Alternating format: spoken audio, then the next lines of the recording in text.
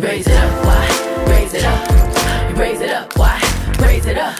Hey, raise it up, why? Raise it up. Raise it up, why? Hey, raise it up. Hey, raise it up, why? Raise it up. Raise it up, why? Raise it up.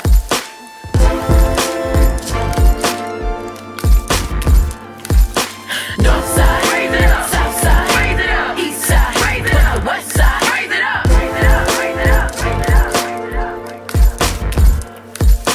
North side, raise it up. South side, raise it up. East side, raise it up. The west side, raise it up. Raise it up, raise it up, raise it up. Hey loves, hey loves, hey loves. How are you?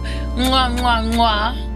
My name is Wyann Vaughn, also known as Y, and this is another episode of Raise It Up, Y, the podcast, okay? I am so happy that you all have returned and are with us today. Today is the last Thursday in March, 2013. That's funny. 2019, I'm completely living in the past. Don't worry about it. But no, the last Thursday in March 2019. Oh, I know. I saw a 3 for 32019. So the 3 made me think of a 13. Okay. Again, some of you guys know I'm better with numbers. As a poet and a songwriter, though, you would think I'd be a little better with words. I'm not.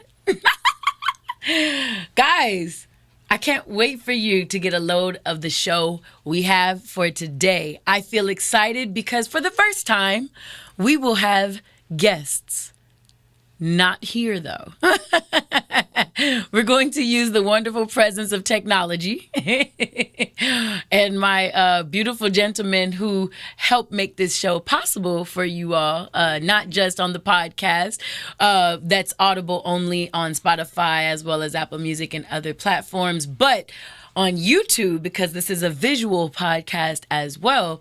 These guys have given me a small technological tutorial, if you will. Say that 3 times fast. And I'm going to be calling 2 gentlemen to get us into today's show. You guys have heard me talk about how this thing began, and I said, why do I keep telling them about them? I'd rather you hear it from the horse's mouth. So you're going to be hearing from 2 gentlemen who were integral in me beginning this podcast. All right. And at the same time, last episode, we talked about the a la carting system that we're going to do for this and further episodes. Actually started last episode and all of the subsequent ones, this being the first.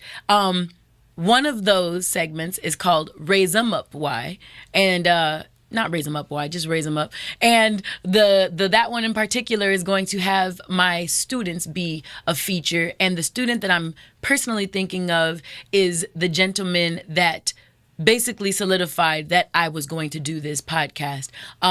You'll be hearing from that gentleman second, though. The first guy you're going to hear from, a man, that is, because I'll define what a guy is to me later. These gentlemen are men to me. The first one you're going to hear from is, I would like to call him an OG just based on his experiences and in the game and doing what he does in the music industry, hip hop in particular. And he's kind of just a wealth of knowledge, a very, very smart man. And I want you guys to get a load of him. That segment is going to be called Get Raised, because I'm going to be asking him questions that I'd like to even get some raising up to. So I come on this podcast as not only a facilitator of sorts, getting some different perspectives and moving the conversation along, but I'm also my own student and spectator, okay? I don't ever want to know it all in this particular life ever, but this podcast is no different. I definitely always want to learn from individuals that I have on, as well as the questions that people ask. There's the last thing that we'll do before we go into paying dues and words of wisdom and getting out of here is going to be #HIWI. That is from an actual social worker, okay? We have a gentleman social worker who asked a question on my social media platform, and we're going to get some, well, I'm going to give some insight, but we're going to get some questioning from another fellow MSW so that we can, further the conversation across the board. I don't know if you know, but this month, March, is Social Work Awareness Month. So that he's a social worker makes me feel very happy. Also, this is Women's History Month. The 8th of this month was International Women's Day. And I love being a woman. I love women. And I like that the gentlemen that I'm going to be featuring today also all hella respect women and are dope towards women as well. Even the gentlemen that I have working with this podcast, they're very, very awesome men. And they like women's too. Women's. Without further ado, I want to make sure that we do what we did last time, starting this podcast by grounding us all, making sure that you and I are here together in this moment. So if you're listening while you're driving, please keep your eyes open. If you are listening while you are out and about somewhere, I would love to have you take a second and just kind of slow your motion and slow your roll down, Notice where you are. Again, from my trained therapist side, grounding is just making you very aware of the now, bringing you into the moment. We do a lot every day, all day, and I think that we can start to have residual residue from our yesterdays and our yester moments, if you will, by not kind of cleansing that muck and gunk and just kind of getting to be in the moment right here, right now. When we get any new stimuli into our system, if you're already so, inundated with a bunch of other thoughts and other moments and residual energy from something that you've already been through, it might not stick as well. If you're a student and you take a class and you have other things on your mind, other stressors in life, that information isn't going to sink in as well. And I think that each of the times we're together, I'm throwing a lot of information at you, which is why it's only once a month. I would love if you guys listen to this podcast more than once so you can get the true saturation of everything that's really in this podcast. Because it's a lot of information, a lot of energy, all good, hopefully, or at least that you can grow from. Authentic, all right? So this grounding, again, of course, I was stalling so that you guys could get nice and comfy wherever you are and start to really eradicate some of your old thoughts, and old meaning a moment old, a second old. We can start to kind of clean your palate and get you ready for right now. So take a moment to be here with me. Hear my voice. Wiggle your feet. Rather, wiggle your toes. Touch on your nose. And just recognize that you're here. Breathe a breath in. Blow a breath out. Again, in through your nose and out through your mouth. Take a moment to own this miracle called life, that you're breathing and that you're winning by just living this life.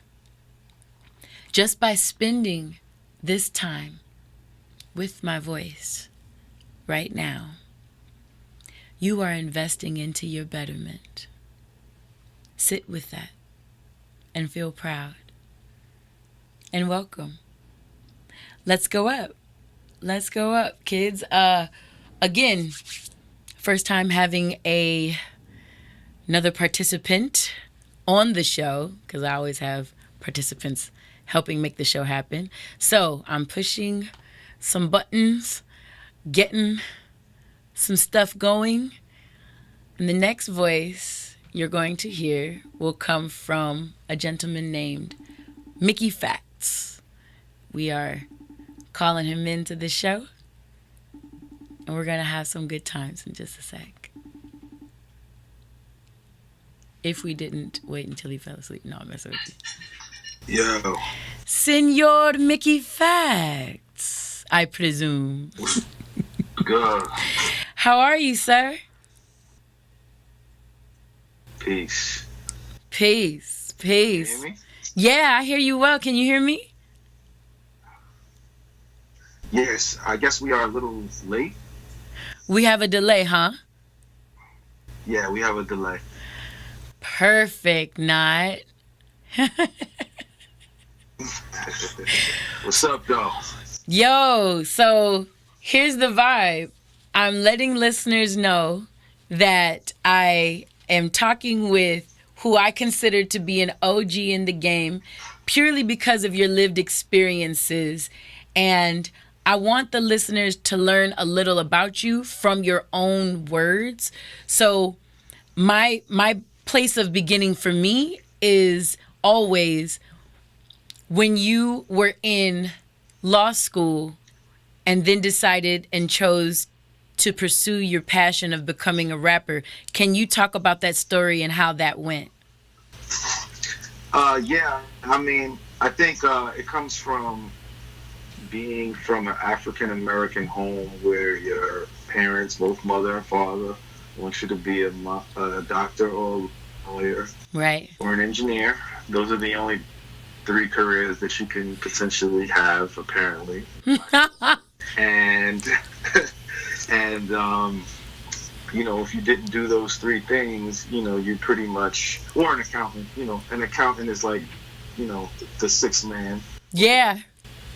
I went to a couple of community colleges in New York City, and then I decided to finally enroll into New York University, NYU, while I was still working at a law firm. The law firm was called Mintz and Fraud, and we dealt with securities and acts. No pun intended, with the last senior partner's last name, Fraud. No. Fraud. Fraadee. So I don't want anybody to think anything crazy. But yeah, I was a paralegal there, / mail clerk, and / assistant. And I basically did a lot of work there. And while I was doing that, I was still using music as a hobby. So I was doing music as a hobby, doing freestyles on the side, honing my skills and going networking, going to different parties and things like that in the city. And then, I just was like, I was in class. I'll never forget it. I still have some of my NYU documents and papers and from class. But I was in criminal justice class, and, triple shot of espresso, and I was still falling asleep trying to, learn. And I was like, this is not for me. And I was like, okay, that this is enough. I'm done completely. And I dropped out of school. And by this time, this was like maybe May of 2007, and I had already quit my job in January of 2007. So, it was a big step. I had about 10 grand saved, and that lasted me until September. And then Mom's kicked me out, and then I was out here at that point. Right. At that point, how did you remain encouraged to go to your next level? Because I know a lot of people that probably would have been like, okay, this is sucky thing, red flag, or defeat after defeat, L after L. What kept you motivated? How did you keep going? My team kept assuring me that the money would come, even though it wasn't coming. Like, it was a false sense of money coming in, and I was getting money since like 1990, and then 16 years old, I worked at McDonald's. So from can you guys hear me still? I hear. Are we good? Yeah. I'm good now. So from 14 to about 24, 25, like, I was making money all the time. So I always had money. So to not have money, and my team assuring me that there would be money coming in at some point, was stressful. I actually was going through my emails not so long ago. I had some resumes printed up in 2007, at the end of 2007, even in 2008. Right. I had the #1 video on MTV Jams at the time with Rockin' and Rollin' with the Cool Kids. We had Cuddy in the video. Like, it was, and I was hopping the train. Like, wow. It was the wildest thing ever. You know what I'm saying? Like, it was, I did a cameo on one KRS-One videos. Like, LL was like giving me like Advice here and there, opening up for Slick Rick, opening up for Kane. Like it was so many things happening. Like covered double XL, and I was broke as a joke because I think this was around the time when MP3s were just like the internet was just starting to kind of. There was no streaming then, so we were just getting the hang of it. It was Z-Share, Hulk Share. That's how we were putting our music out. There was no SoundCloud. There was no iTunes, Apple Music. There was no Spotify. So like we would put out links of songs, and then the link would die after a while. You know what I'm saying? Damn. So there was really no way of making money really around this time. So I just stayed steadfast, not knowing that the groundwork was being laid in 2008 for money to come in 2009. But Wow. 2008, I think I probably at 2008 I would if I'm being very honest, I think I made about like $7,000 to $8,000 in 2008. The entire year, you're saying? Literally no. The entire year. Boy, living in New York. Right, I was living in New York. I was pretty much homeless. I was sleeping from couch to couch. It was bad. Wow. Bad. It was like really, really bad. So what was the light at the end of the tunnel there? Where was the break? The break might have been the double XL cover, and then like right after the double XL cover, like a month later, my Honda commercial came out. Yeah. And then like it was just announcement after announcement. And then I was getting label offers. Bless you. I was getting label offers. It was just nonstop money. So like I had like septupled my money. Like Right. you know what I'm saying? Like, and still no single out, no album out. People were confused as to how I was doing all of this stuff with no big record. Right. I was like one of the first guys, like, because I was like one of the only people on the cover with no record deal. I think maybe me and the Blue from LA. Shout out to Blue. Wow. We were like the only ones with no record deal. You know what I'm saying? Like everybody else was pretty much signed. And I was just doing everything with no single, no album, no record deal. And Right. people were just astonished because it didn't make any sense. Right. Ooh, this is awesome. So I'm looking at the fact that you kept the faith. You never stopped moving your feet. Never.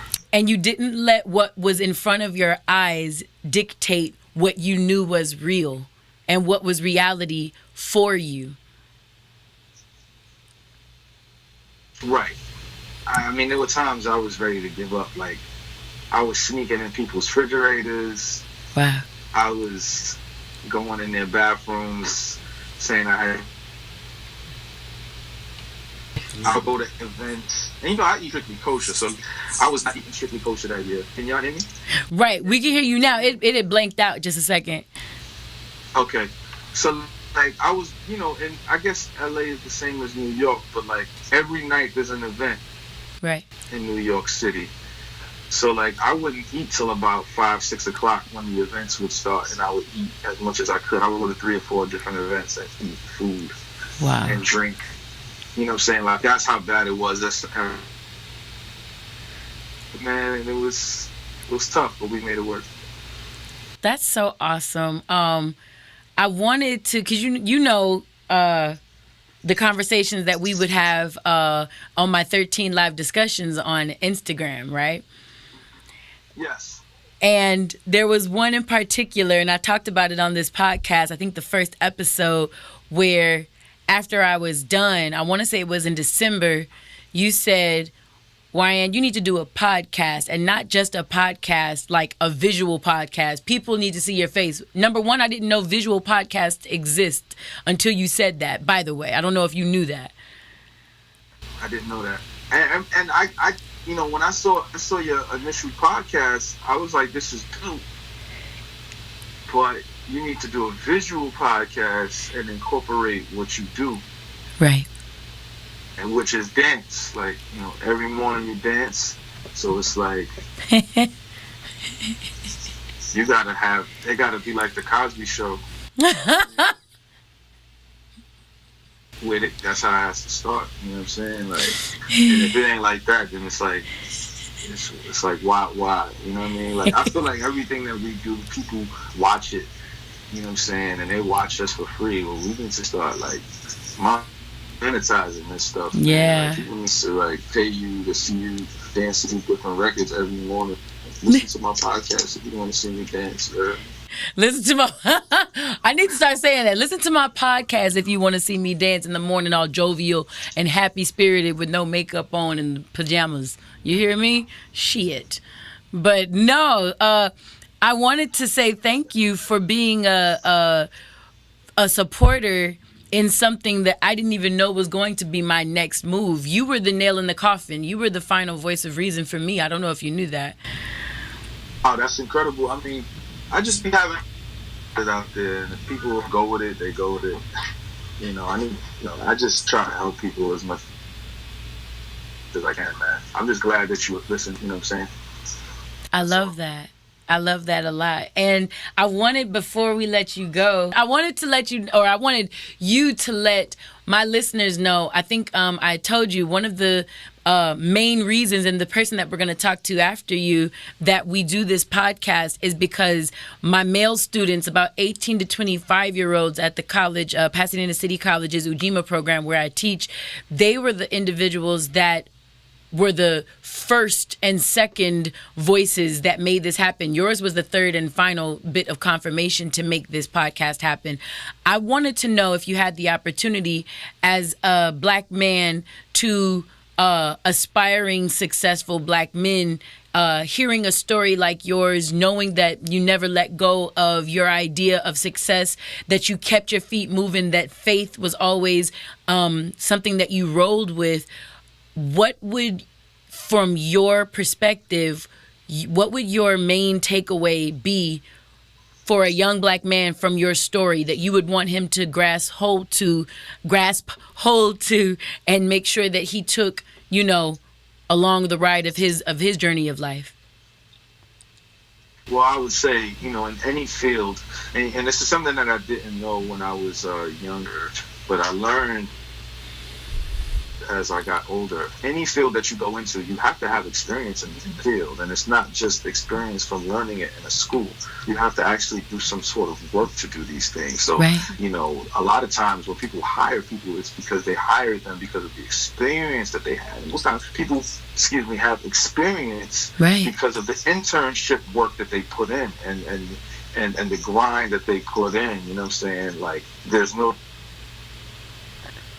such thing as a free walk anywhere. Right. You know what I'm saying? You don't cherish it. So when you already keep that, you know what I mean? So like for me, it was more so about, I had to pay dues. And I think everybody in every situation has to pay dues. Like there's an internship to be a doctor, internships to be lawyers, internships at Google, internships at Apple. Right. And in the music industry, you have to pay dues. You have to do the chitlin circuit. Right. You have to do the open mics for free. You have to do features for free. You have to do all of these things. It's the same exact thing in order to get to the next level. It's just that I didn't understand that when I was younger. So my advice to the younger generation is work hard at what you have, no matter what it is that you're trying to accomplish. Right. And don't worry about the money. Don't worry about the money right now. It will come if you stay at it. A lot of times people are like, man, I just want to get on. I want to get to the money. It doesn't work like that. Like, right. It never is going to work like that. You have to just work. And if you believe and you have the talent and you have the right people around you, it will come to fruition. Like, that is definite. That's something that will definitely happen. And, you got to go with your gut over everything. Don't make emotional decisions. Don't make cerebral decisions. Make decisions that are based on what's inside of you, like your gut. I love it. You know what I'm saying? Make a cerebral decision, then your cerebral decision, you're going to be outward. You make an emotional decision, you're doing it based off how you feel. You need to make decisions based on what's inside of you. What you feel is the right decision to make. That way, when something goes wrong, you can't blame anybody but yourself, because you went with that decision. And even if things go wrong, you say, you know what, I made that decision and I can live with that decision as a man, as a woman, and I'm okay with it. And those are the two things I want to leave with, you know, the young, impressionable youth out and, you know, listening to your podcast. I fucking love that answer, number one. Number two, I hella appreciate the fact that you took time out of your New York ass schedule to really be over here with this early ass West Coast shit and not, you know, fall asleep. You know, this 12:30. Turn the light on. Aisha was like, "You have the light on." I gotta do this podcast for me to do it, you know. You already know that's number two. And number three, my listeners don't know that we share a wife. She happens to be your wife, but she's really my wife. We know that. So I would love if you gave her a hug and love for me. You know, I'll definitely do that for you. You know what I'm saying? Shout out to the wife, my wife, whatever. We know she's my wife. Don't worry about it. Don't worry about it. Man, I love you both. I thank you for always supporting me, and you know I'm going to keep supporting you. Ladies and gentlemen, this is Mickey Factz. Go download, a.k.a. buy, a.k.a. listen to this man's music. He's beyond intelligent and he's beyond talented. And that's a combination in today's music that I feel is refreshing and is to be heralded, because we just don't necessarily see it as much as once upon a time, you know. So Mickey Factz, ladies and gentlemen, sweetheart, thank you so much. I'm going to let you go and I'm going to keep on trucking on this doggone podcast. All right. It's Mickey. All right, baby. Okay, bye. Good shit, birthday. I love this. So, ladies and gentlemen, I want you to know that this Mickey Factz interview is the first of many and several. We're doing this on some like, okay, look, we gonna raw dog this, and everything that's coming out is gonna come out how it's coming out. And as we keep going, all of these things are gonna take off and escalate, because there were some breaks within his information. However, I think you got enough of the meat and potatoes of what he was saying to make sure that you look at things like the fact that you can keep on going even when things look desperate. Not looking at what's right in front of you, and rather always knowing what's deep within you, creating the reality that you're determined and destined to see. And just know that everything comes out in the wash for people who feel like that and they think like that, okay? So also we're gonna have a fun time with all of these things. And the next individual I'm going to end up calling by way of my personal phone and getting a read on him that way. Hey, We're having... No. I love it because, hey, this is the real warfare of what we do. Mickey Factz, like I say, was the voice of reason that was finally the individual that made things happen with this podcast. My decision to actually do this podcast. And I hope you guys got raised, because I definitely caught information about my own friend that I just learned right now. And instead of doing another call via this beautiful system that my gentleman helped me make up, I'm going to use my personal one and see if that doesn't help things a bit. Am I hearing... What am I hearing? Is somebody talking crazy in your background? Oh, sorry, that's my radio. My bad. All right, it's on mute. Sorry.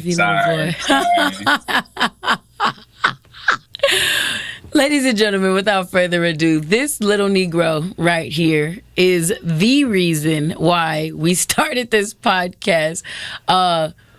We call him affectionately Quavo.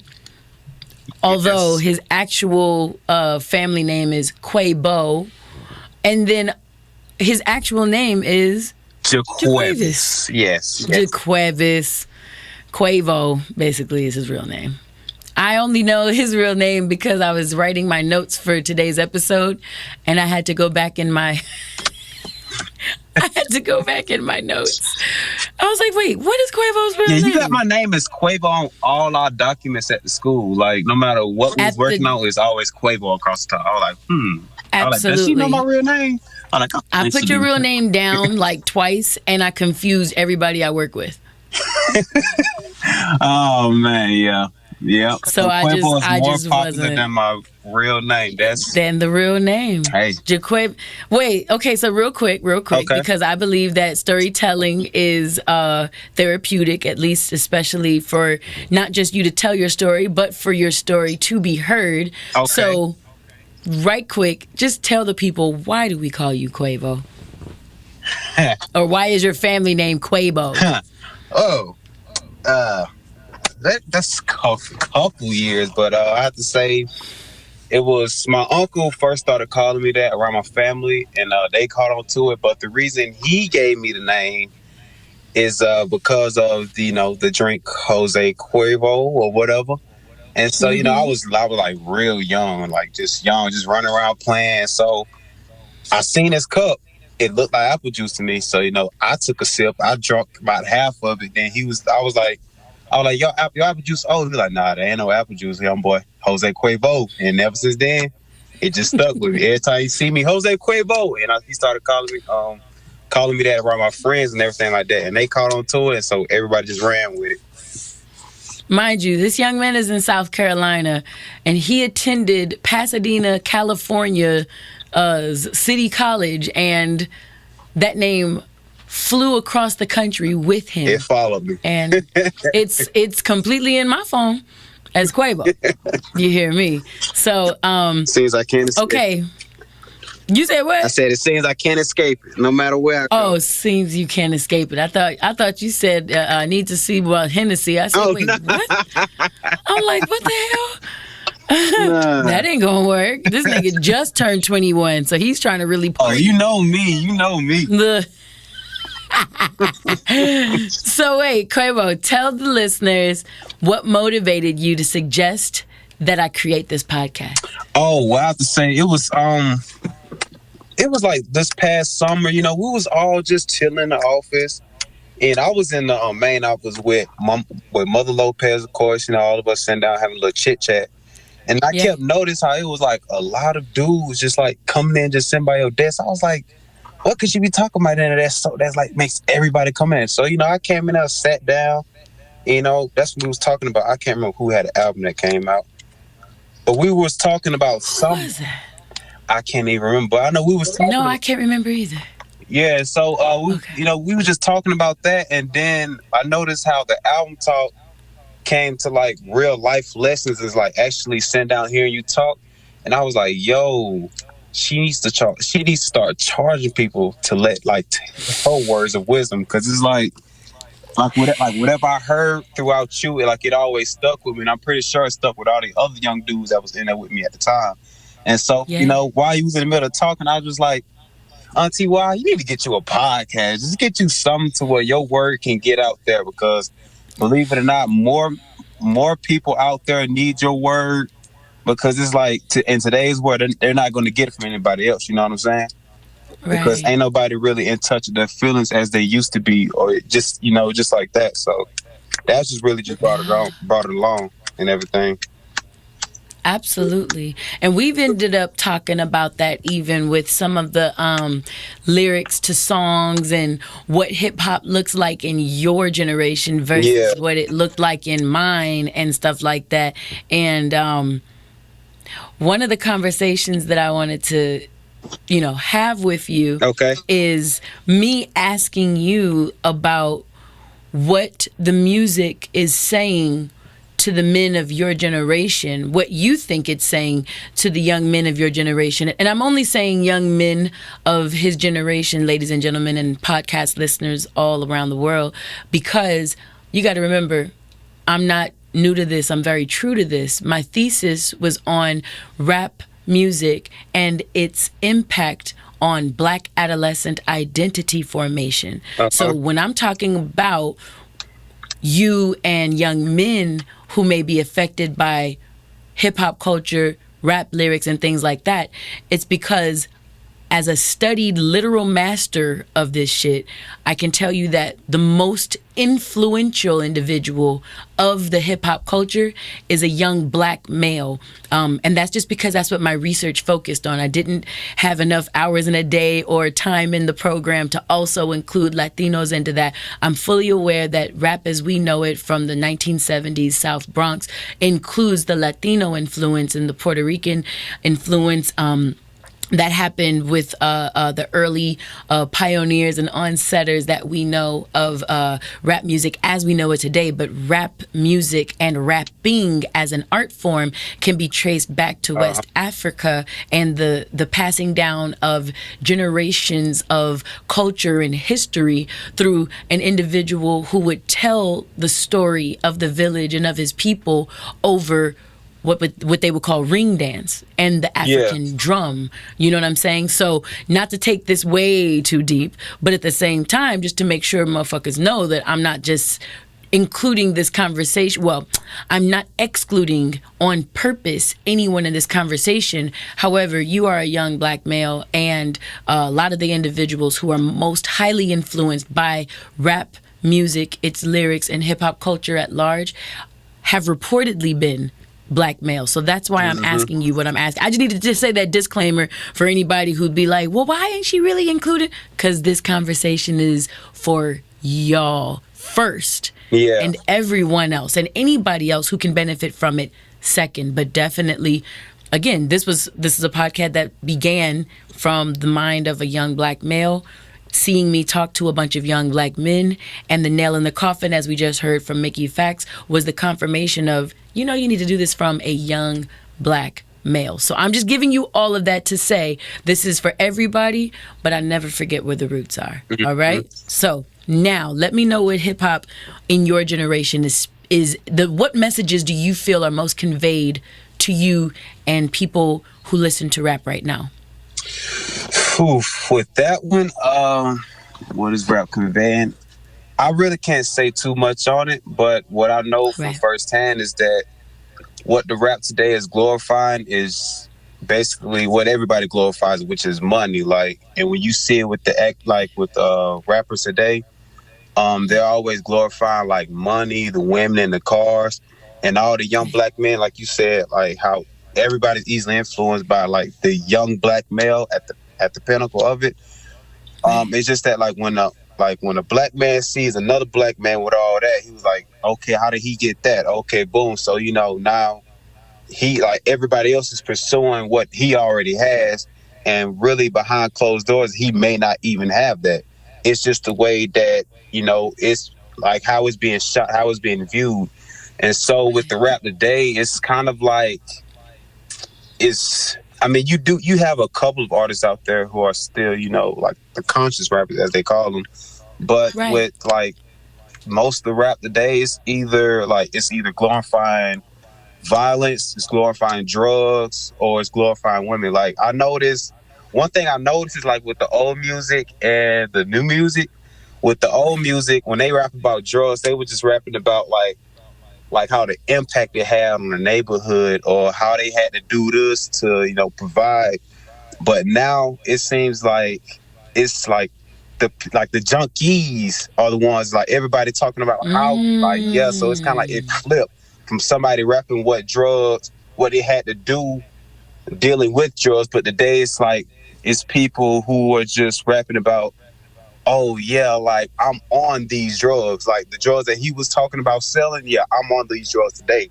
And so like everybody I was talking about, sipping codeine, popping pills, Xanax, all that stuff. And so it's like this, like the message, like it got discombobulated or something. I don't know if that's a word, but the message, it got screwed over time. And so that's why it's just like today's rap is very difficult. It's very difficult. It is, compared to what we had, like all the gems we had come through. like Dr. Dre, Snoop, Right. Tupac, Biggie, like the '90s, and to like just to go from that to what we got now, Right. like it's different. It's different. I wouldn't say it's a bad thing, but I just know it's different. It's a different thing. Mm-hmm. Yeah, I personally try to avoid words like good thing, bad thing, and not the thing part, but really just the words good and bad, because good generally means, oh, you did that like I thought you should have done that, or you did that in a way that I would approve of, where bad usually means you did that in a way that's different than what I would have thought of or than what I would have approved of. So I don't want to make bad correlate too much with different. But I definitely hear the sentiments of what you're saying, and the fact that hip hop music of yesteryear was coming from the dealers, and now we're listening to the users. So where the dealers were the bosses, because they were the ones, being able to say, okay, this is how the game works. Like it was literal game. Like these were the bosses of the game. Yeah. Now it's almost like the blind leading the blind in a sense. You know what I'm saying? Yeah. Like it's people who are so in the forest that they don't see it's a forest. All they see is a bunch of trees type thing. Yeah. You know what I'm saying? That's what it sounds like you're saying. Yeah, this is exactly what I'm saying. From what I heard. Okay, so what I want to ask you is, what is it that you look to gain now? Do you look to gain anything from the people like, I don't even want to name names. Do you look to gain anything, or what do you gain from hip hop culture today? What do you gain that you can use from hip hop culture today? What do I gain that I can use? Well, honestly, only thing I can see that is a great question. But something that I could see that I could use, I would just have to say like the music alone, because like the music, it has great benefits just by itself. Like we all seen firsthand how powerful music actually is. Like it's done so much amazing things. Like I remember the story that you was telling us of a guy who used to work with your father back in the day. You said he was like real sick, ill, and y'all said that y'all put him in the studio, and all of a sudden y'all said y'all just seen him getting better as time going on when he was involved in music. So I just have to say like just the music alone, because music alone just does so much for the human mental, the body, Right. And so that's just basically it. And I love to know that my students listen and remember stories. For anyone who doesn't know, that man who was sickly that he's speaking about in that story about my dad is Maurice White. Maurice White led Earth, Wind, and Fire, and he had been diagnosed with Parkinson's disease. And in 2005, while he was, his body rather was succumbing to the Parkinson's disease, he wasn't touring with the group much anymore, and he was staying home most of the time. And my dad, who was always like a brother to Reese, he was like, yo, hey, come on out. Come out with me. I'm working on this project. Come work with me. And Maurice came out, and my eyes can't lie, and if I'm lying, I'm flying right the fuck now.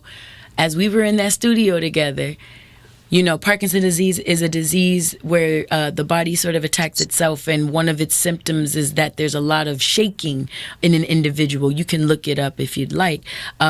However, Maurice was behind that mic in that booth in Santa Monica, California, and as he continued to just vibe out to the music and sing, when I tell you, he walked in with some shakes, right?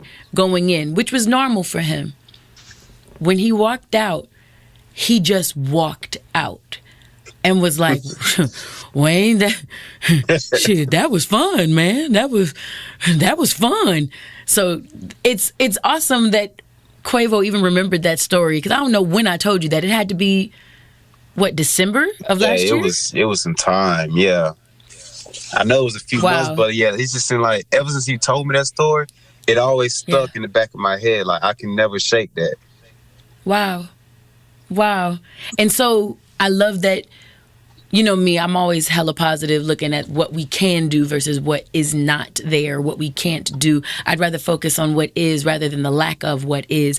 And the fact that whether the music is giving you game or not giving you game, at this point, at least music is still an undeniable force, which is a universal language. And hey, even if they talking about anything, well, or nothing, whatever they might be talking about these days, you can still, you can still turn up to it. You can still work out to it. Because I know you're a student athlete. So in your football stuff, when you just came from punching on the bag, as you say. Yeah. He was punching on a little punching bag, guys. I know you wasn't listening to Earth, Wind and Fire as much as their music is influential. You know what I mean? Yeah. You was like turn it up and listening to God for who was you listening to? Let me just ask. I had this playlist going. I'll say mostly I was listening to Rhapsody, J. Cole, OT. Who else? Who was that? OT Genesis? Yep. Look at you, little West Coast. What you know about that? Over there in South Carolina, what you know about OT Genesis? You know, I got a couple of West Coast artists on my phone now, thanks to you guys, you know. Well, we do our best. You understand? Hey, I love the fact that you are on this podcast today. I love the fact that this is only the first of many of your appearances on this podcast today. Okay. And I love the fact that in faith, we are not in faith. In reality, your ass is going to come back on the West. Yes, without a doubt. Mm-hmm. We're going to talk about, all the, hey, how's that class going? Real talk is the side of everything. Are we good? Yeah. Nigga, you said yes, we're good? Yeah, we're good. Oh, okay. I thought you was flashing me on like, Nah, we good. Okay, all right. Hey, look, we was talking about hip hop. We was all right here. And you talking about class. We was like, no. And it's a math class. Y'all know I used to be a math instructor, so I didn't listen. Don't play with me. Don't play with me. So you gonna bring me an A, right? Yeah. A A. Nothing less. I don't believe that. It didn't have. That's not believable. Okay, no. You will. I've seen your grades. You've been, I respect. I respect what you say you're going to do. I do respect. Yes, this is a real student athlete, ladies and gentlemen. And I just love that I'm able to herald one of my babies, even though he's not with me physically at the school right now for some other reasons. He's still on the path, which basically is something we just talked to Mickey Factz about. Even though we didn't have the type of reality we wanted to see in front of our faces right here in this moment, we're still pushing forward. There's still a sense of fortitude, and we're not doing the faith without works dance, because we know that faith without works is dead. So the fact that even when you recognize you wouldn't be able to make it back out here to be in Ujima for this spring 2019 semester, you didn't let that stop you from enrolling in a school out there and still making sure you were persevering in your scholastic endeavors. Excuse me, I hit that. Excuse me. But yeah, I'm really proud of that. Thank you. I'm really proud of that. Yeah. All right, child of God. You go. Auntie. Take your ass to bed. Don't be tied up in these little hoes. Whew, that's another story for another day. Listen, if I don't know my kid, see, he's too quiet. I was like, wait, he's giving me all the right answers. What is he hiding behind? I already know. Don't worry. Nah. We will get to it. I love you, little boy. I love you too. All right, I'll talk to you later. All right, take care. All right, babe, bye. Bruh, listen. I ain't here with these crazy kids for no reason. I know my kids. Okay? But that was raise them up, You get a little bit of what we got from these babies, you know what I'm saying? And I say babies relatively. Somebody was saying, "Oh, you always treat everybody like they're a kid." Yes, I do. When I was teaching in adult school, one of my math students was 72 years old. I would say her name if it wasn't unethical. And I'm telling you, she was my baby. That Mexican woman, literally, that's you little grumpy little thing. She's a sweetheart, though. But why I fuck with her so heavy? She was a Mexican woman, immigrated here, had 2 or 3 sons. All of them were either engineers. No, stop. I think all of them were engineers, period. They were engineers. And she said she felt like a hypocrite because she worked her ass off. She cleaned buildings and stuff like that or whatever. She would work, single mom. She worked her butt off, cleaned all these buildings, saved all of her money, made sure she paid for her sons to go to school and get degrees so that they all could have wives and she had grandchildren, stuff like that.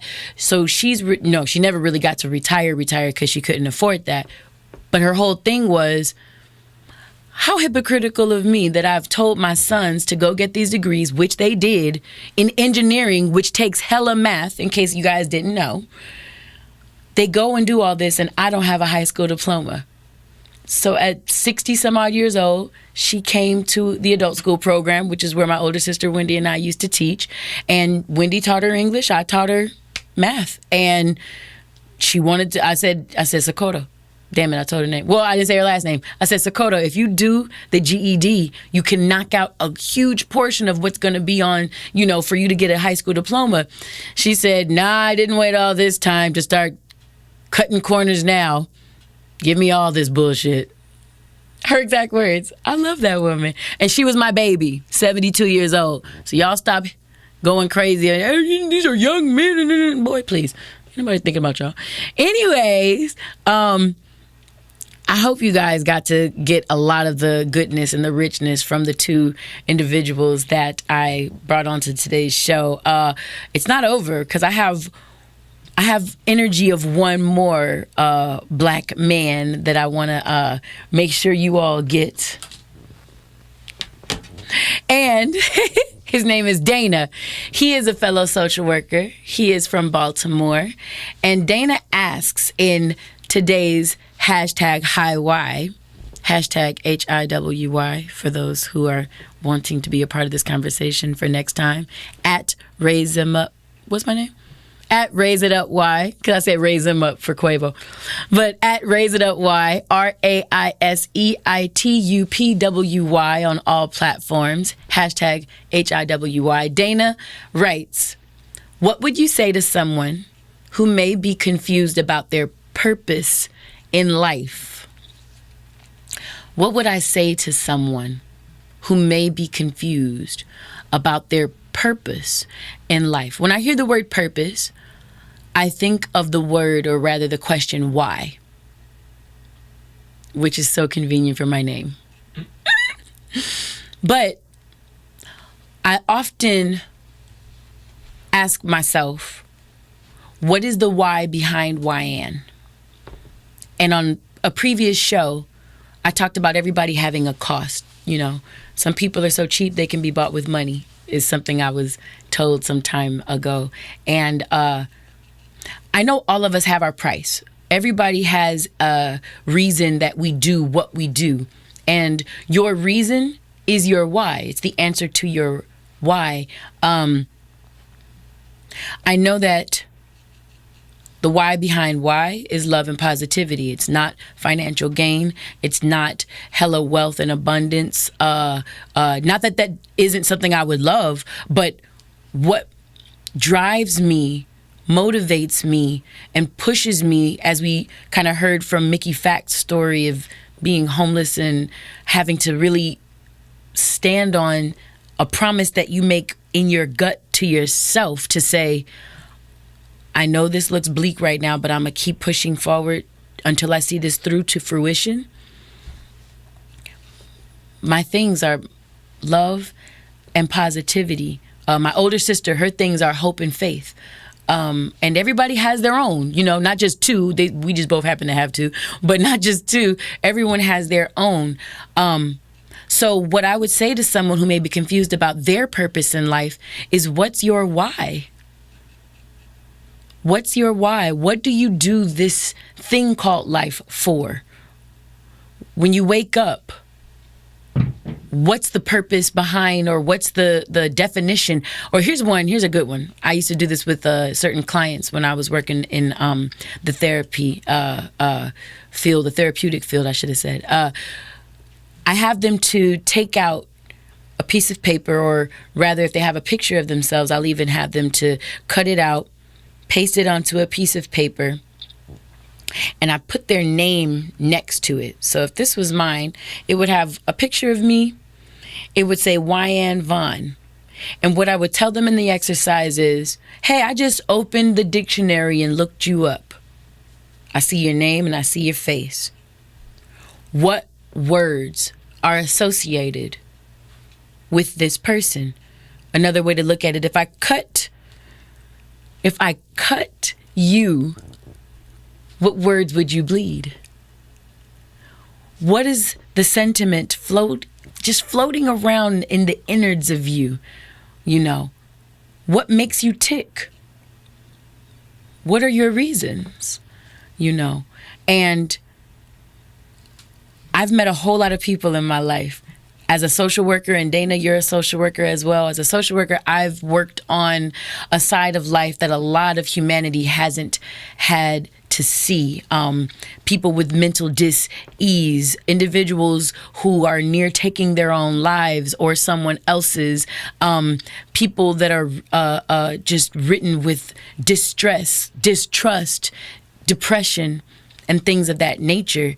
And all of them, everyone I've met, people who are amazing people, good, well-adjusted individuals, and people who come from a lot of turmoil, a lot of tumultuous backgrounds, and maybe some humble beginnings. Everyone does this shit for something. Every normatively functioning individual that I know does this for something. This is excluding a sociopath. This is excluding a psychopath. This is excluding you know what I'm saying? And I'm talking about really diagnosable, not just the social when you're being dramatic and you're saying you're a sociopath, you're a psychopath. No, I'm talking about diagnosed. We're working with them in a clinical nature. You know, any other normatively functioning individual, they have their reasons. Remember when I talked about grounding in the beginning of this podcast, and I said that sometimes you have to just kind of clean off your lens and get off the gunk and the muck and the clutter so that you can see clearly what you're doing in this one moment, and that's what's grounding? I think that that's what happens in people's lives. I told one of my students who was trying to get out of college really quickly, and I want to do this and I want to do that, and I just want to skip levels and I want to go. And I'm like, what do you think is waiting on the other side of your degree out here in the real world?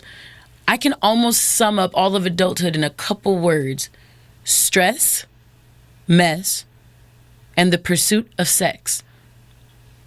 And a lot of people would be hard pressed to tell me that a lot of adulthood, if you don't set yourself up for something dope, stress and bills, mess with relationships and people at work and what life throws at you and how you got to deal with it. It's never neat and beautiful and pretty. It's always a little bit messy. And then you get horny and you're going to want to fuck on somebody. You don't want to lay alone at night, if I'm being very honest with you. So I'm saying that to say, of all the types of individuals I know, there is a reason that you are, that you exist, that you wake up and you do anything throughout the day. So spending some sort of time with yourself, and not just a little time before you wake up and say, what these niggas talking about on Instagram, right? Like, not that. Or not what is the idea or what is the vibe of the emails that are pushing us forward, or us reacting to a bunch of things that life throws at us. I'm saying, when you sit in that one Jay-Z song, life is a beach chair, I don't want to wake up. When you're just on a beach hanging, life is beautiful, perfect, everything is good. What are you thinking about? What makes you tick? Some of you guys are going to say money. Okay, act like you have $1 gabillion every day. A new set of $1 gabillion, some amount of money that I don't even know what it looks like. You have all the money, all the abundance, all the wealth, all the favor in the world. Okay, now what? Well, you know, I do it for the bitches. I do it for the pussy. Okay, now you got all the girls that you want. You got every single one. All of them disease-free. They're young. They're big booties, wavy hair, whatever. Now what? Because most individuals that'll tell you, yeah, I do it for this or I do it for that. Once you take that and this away, you're still left with you. At the end of every day, all you have, at the end of your life, all you have is who and what you've become. You. Not 2 and 3 folks, not your relationships and everybody else. You. It's not your dad, it's not your sister, it's not your mom. You, honey. You. The reason this podcast exists is that I might be a why that exists to help people learn their whys. You know, the WY that helps people learn their WHYs, you know. So what I would say to someone who may be confused about their purpose in life, I say shut shit down for a minute. What would you do if everything was paid for, you had all of the stuff, all of the things, all of the status you thought you wanted? Then what? You notice how people commit suicide that have a lot of money? There was a Cardi B post back in the day. She said, I know how y'all motherfuckers make people go crazy because you guys will talk like we don't listen. We have all this money and we have influence. We have this and that. And then there's so many people that talk negative and say crazy shit as if we don't have feelings, as if we're not human, as if we don't. And she said, I'm not going to let you make me crazy. She said, I'm already crazy, so you can't make me more crazy. I was laughing so hard, but it's really true. And back in my mom and dad's day, and Earth, Wind, and Fire, and the Emotions, and Brothers Johnson, in those days, there wasn't social media. Your celebrities weren't as accessible as they are now. So imagine the James Browns, the Eartha Kitts, the Maya Angelou's of the day. If there was a social media that could document, or a TMZ running around that could document all of their steps and their missteps on their roads to success, how differently you would look at them, how differently you would take them in, you know? I think that ignorance is bliss vibe is a piece of what comes into play here, because we're all human, trying to do this thing called life to the best of our abilities before it's time for us to check out of this bitch. That's it, and that's all. That's all we are and ever will be. So what can we do to make that experience so much more pleasurable for all of us? I think that is even a question that could prompt what your purpose might be. Me personally, I want to make sure that people live happy, productive lives. I've met millionaires who aren't happy. You can ask Dr. Dre. One of the first questions I ask him when he shows me a new endeavor of his is, are you happy? Anderson, when he was getting ready to put out Oxnard, said, Boo, are you happy? I ask people, are they happy, more than what's the next vibe? What's the next step? Where we going next? How much money? How did it? Number one, I never asked that, but I'm just saying, like, I want to know if you're happy, because what is all this shit that we do if none of us are happy? I just want to put that in your system so that you all recognize that your purpose in life would be those things that you do that make you happy. The stuff that makes you feel filled, literally full and filled. Those are the things that I feel might be your answers to what your purpose might be. It's a lot of exploration. It's a lot of exploration. I think this show is a piece of it, because I look to help you all explore, discover, see, and reveal about yourself things that you learn to love, you know, and accept and respect about yourselves. So that's all I would say, Dana, fellow MSW, in this MSW Appreciation Month in Baltimore. That's what I would say to someone who may be confused about their purpose in life. Don't work too hard at it. I also would say none of us make it out of here alive. We don't. Just try your best. Have fun. Have fun with all of this, you know? And I think that's like a dope segue to towards our ending in Wyann's words of wisdom. Mind you, we had an intro. We grounded everybody, brought you into the podcast. We had a wonderfully fun conversation with Mickey Factz. Fun in that we were playing hopscotch with the connection, but that doesn't stop the fact that he was dropping gems, and I hope that you were able to sift through the distractions and be able to take away the succulence and the goodness of what he was saying, because he was dropping some shit. I know I got raised, and that was what that segment was called, Get Raised. Next, we spoke with one of the pioneers and reasons for this podcast, Mr. Quavo, you understand, one of my students from the Ujima program, and, we raised them up. We got to listen to what he was talking about, and we got to put in some information and some insight into him. And lastly, we just got done with #HIWI, and that's where, of course, I give a little bit of my words of wisdom to a specific situation. And once we have a specific situation that we're working with, I kind of make sure that it's not just the words of wisdom that we always do and what we always give, but rather it's something tailor-made just to an individual's identity and questions that help them get through this thing life simpler. You know what I'm saying? This thing doesn't have to be difficult. It doesn't have to be hard. And it should be a little bit easy, all right? Beautiful things in life generally can come easy. I'm not saying they always do come easy, but they can come a little easy. And in the spirit of such a thing, I want to impart on you a couple of my words of wisdom.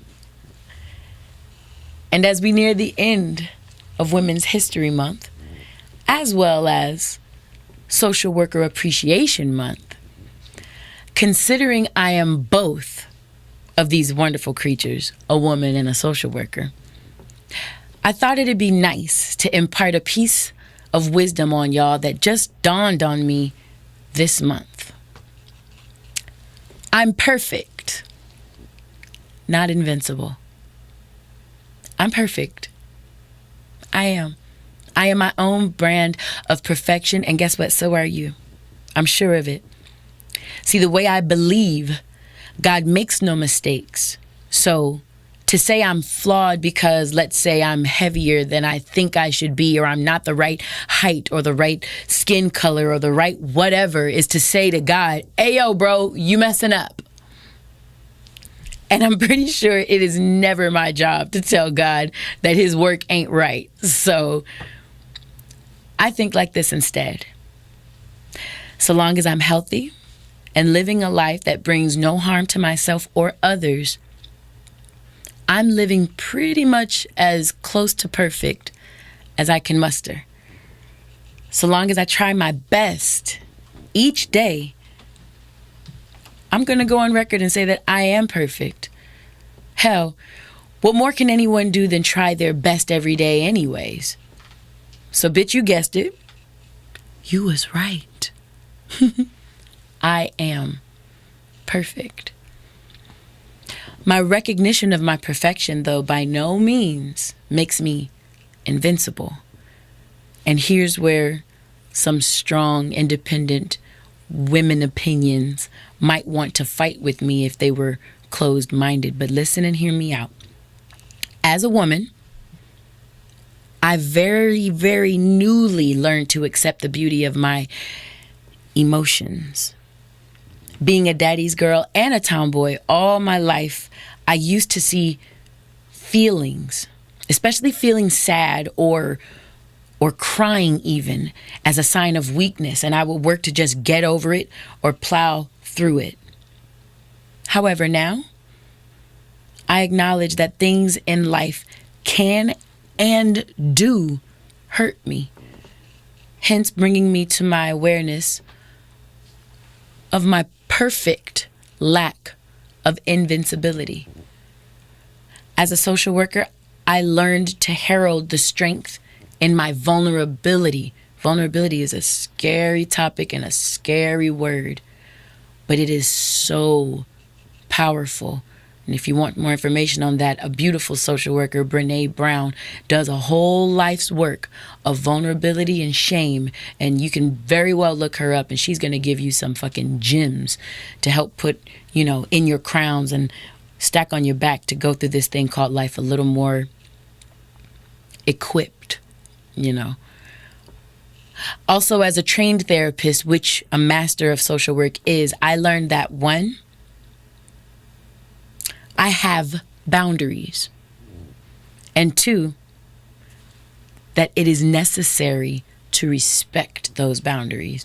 So let me help you out with this. This room, okay, any room, is characterized by the 4 walls, 1 floor, and 1 ceiling of its structure. Those are the room's boundaries. It distinguishes it from any other rooms anywhere in the house, hell, anywhere in the world. You only have your room in that one place that is your house. And I don't care how much my bedroom tries, it will never be my kitchen. And I don't care how much your bathroom tries, it'll never be your closet. The boundaries of each room literally identify its space and its location, and therefore it solidifies its very state of being. Most rooms in any building arguably have more self-knowledge than damn near any adult who has never had a reason to be made aware of who or what they are, where they begin and or end in respect to the persons around them. By learning and then respecting my boundaries, I became fully aware of what is and isn't for me, where I should and shouldn't go, and what I can and cannot handle, because there are things that I can't handle. Prolonged exposure to negativity. I can't handle feeling undervalued. I can't handle a man who smokes and drinks and then tries to kiss on me. Fuck that shit. I cannot handle feeling stagnant. I can't handle. These are examples of my limits. These types of things are my boundaries, and the existence of my boundaries prove that though I can handle a lot, I am not invincible. I am nowhere near invincible, but I am perfect in the fact that I am not invincible. I bring up this perfect yet not invincible proverb of mine for another reason, a more intimate reason as well. A lot of you hear me in my personal life, if y'all know me, some of y'all do. You hear me say that I love equity, not equality, equity for all people, all people. Therefore, some have heard me say who are close to me, never mistake me for a feminist, ever. Calm down, feminists. You're fine. I'm just not one of you. As a black woman, we're widely known, at least in America, for being strong and independent. And while I'm hella strong and I can function very well on my own, I can also say I have also wanted to be a wife. Like, since I was a little girl, I can't even remember wanting to be a mother as much as I've wanted to be a wife. I have wanted to go through this life, not codependent, where you have two individuals that don't know how to stand on their own, and therefore their reliance on leaning on one another makes the whole unit a thing. But interdependence, where I do my shit, he does his, and we make life work together because we choose one another. I've always desired that sort of union with a man. Now, in the community of strong and independent women, not just black women, but any woman who would call herself strong and independent, sometimes the mere desire for a husband seems to be met with a side eye, as if wanting a man weakens a woman's makeup or something. Totally false, by the way.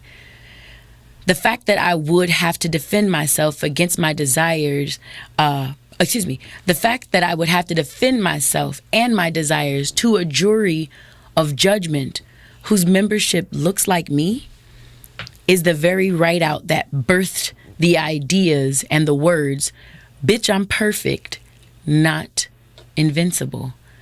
If these ladies want to go at this work and family life all alone with all of the stressors on their backs, honey, have that shit. I want to be Michelle more than I want to be Oprah. I want to be Claire Huxtable more than I want to be Olivia Pope. Society accepts that black women are highly functional and intelligent, and because they are, they will pile so much on us because they know we can handle it. And we can. But fuck all that for me. I'm cool. So let me be clear to you men. We need you. As a black, strong, independent, hella intelligent, strictly hip-hop, creative, curvaceous, boss chick, let me say it again in case you didn't hear it in the back. Men, we need you. Even when other boss women are too scared of the judgment to admit it to you themselves, let me speak for them as well. Men, we need you. Y'all are so perfect and not invincible, just like us. And life puts the world on your shoulders far too often and expects you to make it, man up, push through, get her done. And what's crazy is, if you listen back to what I just said about black women, don't those sound like some parallel issues we got? But I digress. There's a lot of historical context there that I won't get into. Y'all can Google Sojourner Truth for a taste of it, but I'm not going to get into it deeply. Just know, men, there are boss women out here who see you as perfect and want to move alongside you, not tower over you, not demean you or kick you when you're down, and sure as shit not let you live beneath your greatness. We exist. You're a large part of the reason this podcast was started. Let's keep growing so you can catch one of these unsuspecting fly-ass females and y'all can tell me later about how this podcast helped y'all become the power couple that y'all are. And those are my words of wisdom for today.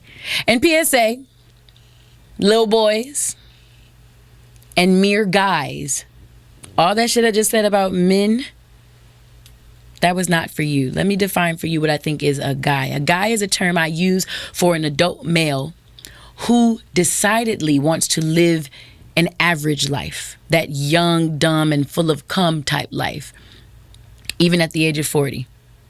You be that old uncle that we all avoid. Anyways, none of that is man to me. And I've had the pleasure of being around enough men in my life and in this industry to where I now thankfully know the difference between you guys and real men. So you keep existing though, guys. And when you're ready for your next level, come holler at a real one. And there will be lots of love waiting right here for you too. And before I get out of here, you know I gotta pay my dues.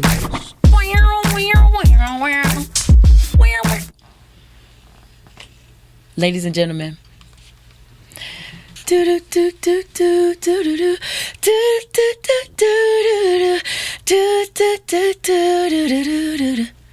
y'all remember that?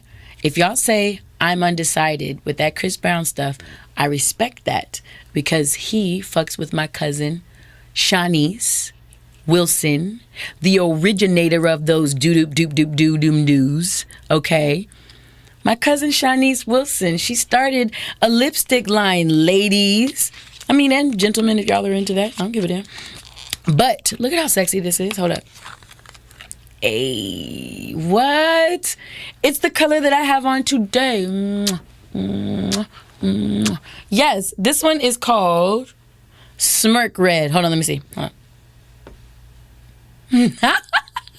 And this is a freaking awesome color that my cousin Shanice, who sang the song from the 90s, I love your smile, do do, yes I do, boy, do do do do do do. I want you all to go to her online at Shanice Online, actually, at Shanice Online. And make sure you all hit her up, ask her for some samples. This is just one of her many colors. And dude, it's a lip stain, so that sometimes dries out my eczema prone skin. So I put a little gloss on just to make it more illustrious.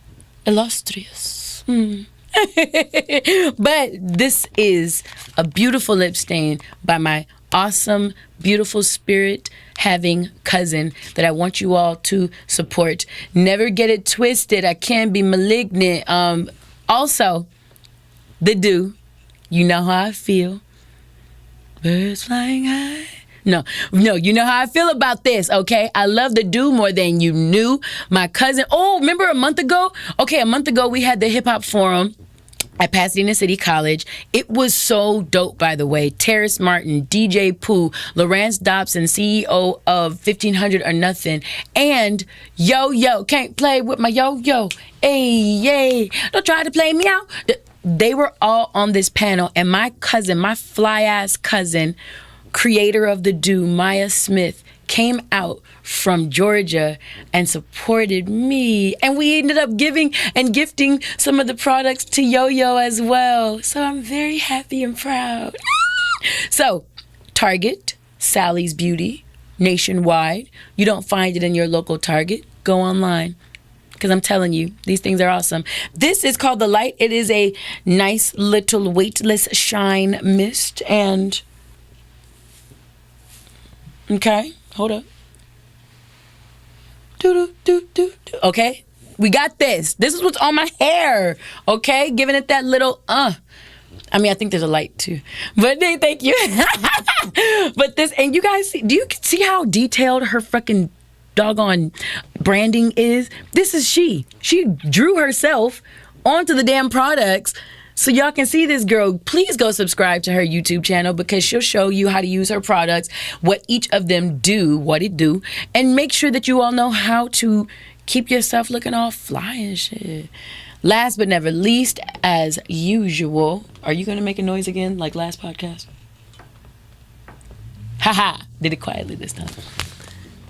This is Ride Out, baby. The Ride Out is the baby. Of course, this is my second book of poetry, self-published and things by me. You can go on wyannvaughn.com, WYANNVAUGHN.com, and secure your copy today. As an ebook, you can just press a button and it's right on your phone. It goes everywhere with you. I really like it for travel because it doesn't take up any room. But if you all want a signed message from me in front, I'm not going to show them. A signed message from me in the front, as well as a free gift. You all go ahead and contact my team. And the email is right on there. infowyann@gmail, INFOWYANN at... No, I'm not spelling Gmail. Y'all don't know how to spell Gmail, bro? Come on. Right. Come on, bro. What are we doing? So... Ladies and freaking gentlemen, we have had a jam-packed day today. I want you to listen to these podcasts more than once because there is enough information to keep y'all fed for the 4 weeks that I don't see y'all asses, okay?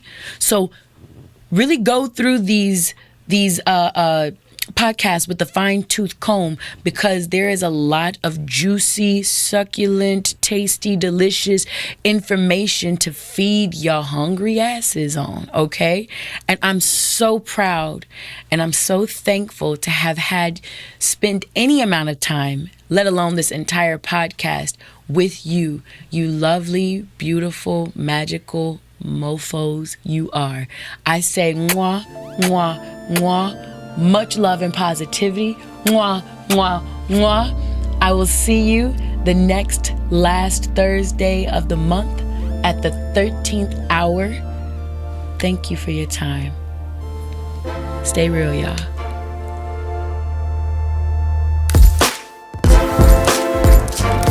Wait, hold up. Cut the music. Y'all was gonna let me get out of here without giving y'all a couple of dates?